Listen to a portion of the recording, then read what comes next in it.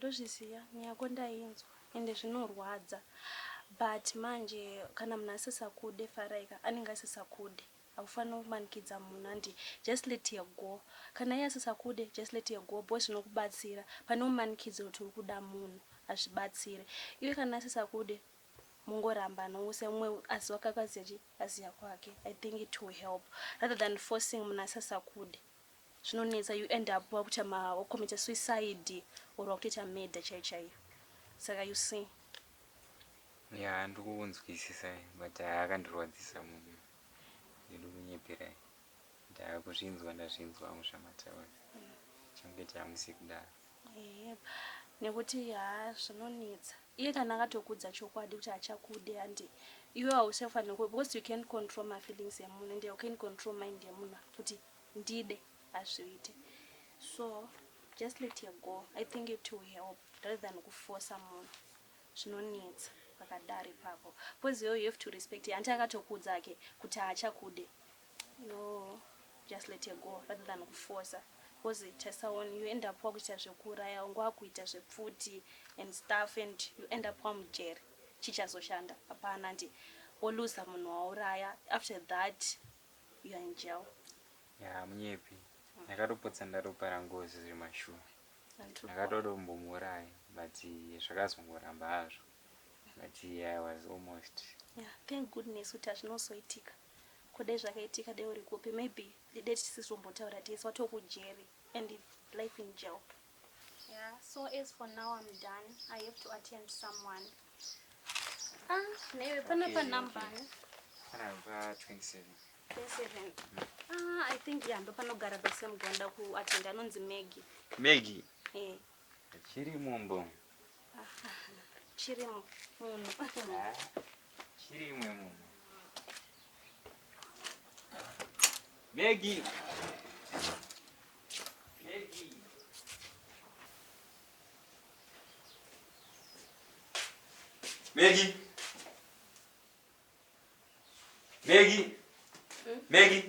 Koyo wasikundinzwa here. What the hell? Icho chirabe ichi. Muchiona.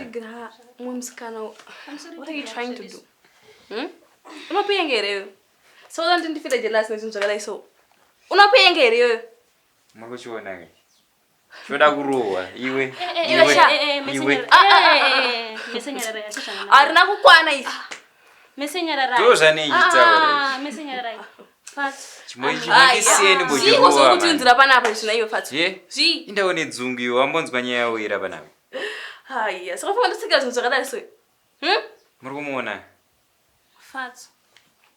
Tataura panze. Nachikumbura kuti ubude. Saka ukuedzoita sei apo already? What are you trying to do? Chakubata. Akuedzoita sei kumunhu wako? Tora nei mubude muno. Tora nei mubude muno please. Tora nei mubude ina don't calm me down sha. What are you trying to do? So ufunga kuti moyo ne boyfriend amora makatobatana mako. What are you trying to do? Tawanzwa nyaya usati wapota. Alright, nyacho ndiite chigare pasi. I'm listening. I'm listening. Tell me. Ini ndonze Linda. So and I'm a personal counselor.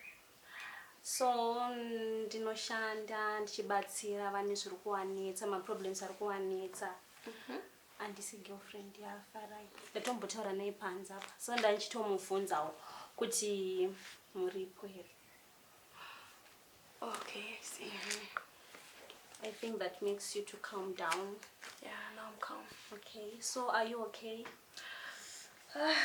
I'm fine, but kunzwa kuchiri kuti netsemcha. Alright. Lotondoudza kuti chichiri kunetsa from the start. What's really happening? Are you okay? No, I'm not fine. Girl, I've been through a lot. Chinoona panapa. Funga kuti pamwe zvakanakira, but that's not it. Ndori mujeri. Kugara uchirohwa hachisi chinhu chakanaka. Apa tichiri girlfriend and boyfriend. Kokuzotaurana nenda kuita sei? Kutosvika pakutouraiwa kana kutobviswa kana kutokuvadzwa chaiko. So inini handizvikwanisi kugara ndichishungurudzikana. Not forgetting to mention that akandinongedzera futi ndakapotsa ndafa inini. Chona ndiri panapa. Ndakapona neburi retsono asikana. Kupona neburi retsono munokuziva. Totala kuno ndingadai ndisisiri pano. All because of him.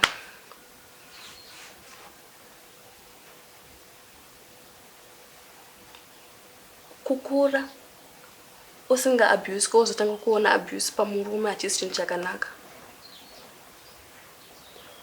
I can't do this anymore.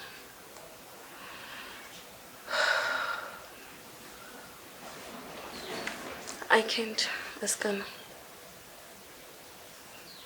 Chinhu zvinorwadza kugara uchishungurudzwa.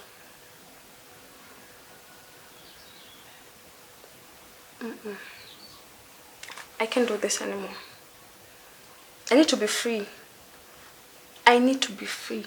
Kugarawo une freedom yekuti auzive kuti pane munhu ari kunishungurudza. Kugara uchingochi kuchinzi ndikazobuda ndakuzodzoka ndichirohwa ndikazodai so ndinogara upenyu hwangu ndinonyatsoziva kuti apa handina munhu anozondikanganisa kana munhu anondimisa.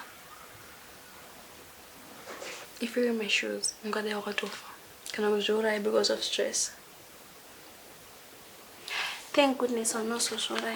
Anyway, I believe everything is going to be fine, girl. All will be well. And thank goodness I'm not so funga kuita zvinhu serious like killing yourself. Because you know what? Killing yourself is not an option. Chonengo wazviuraya hapana.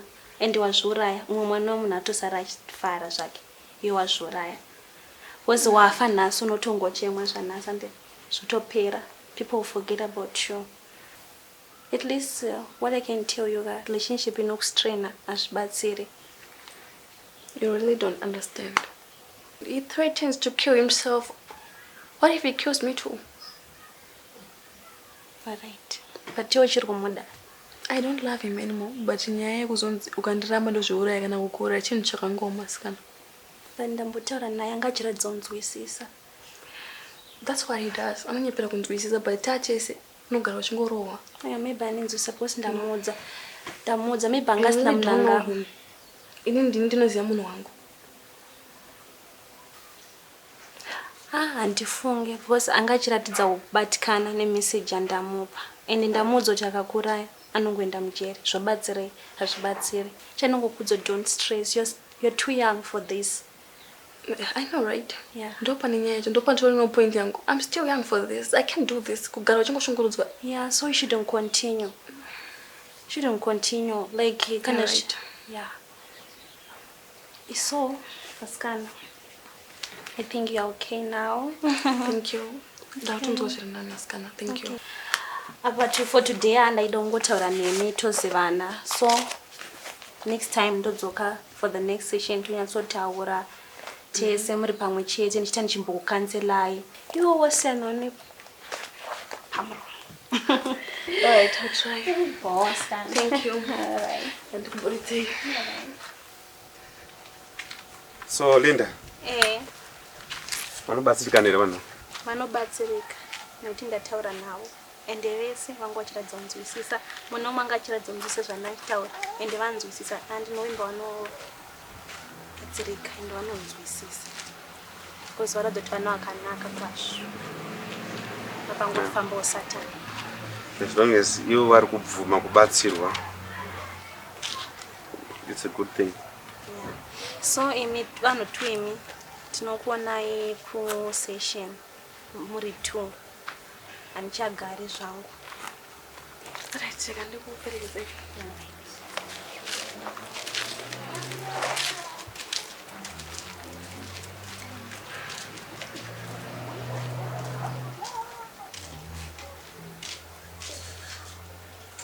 Zvafamba?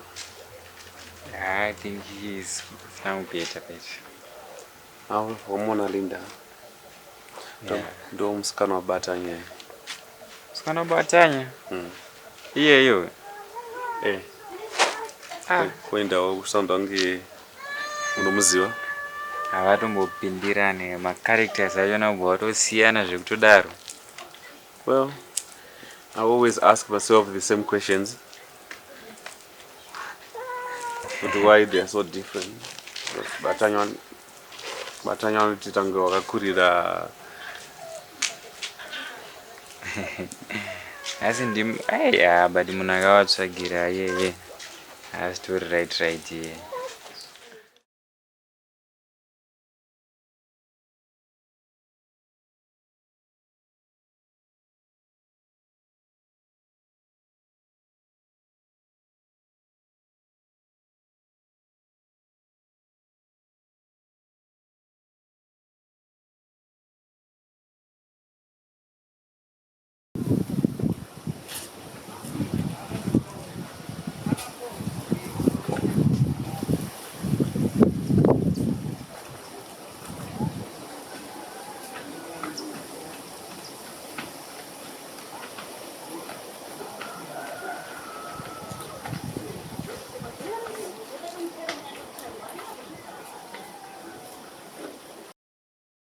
Hi guys, my name is Pretty Jairus, aka Maggie from Zviri Mudzimba. Talk to the corner Zviri Mudzimba. Don't forget to comment, subscribe, like, and share.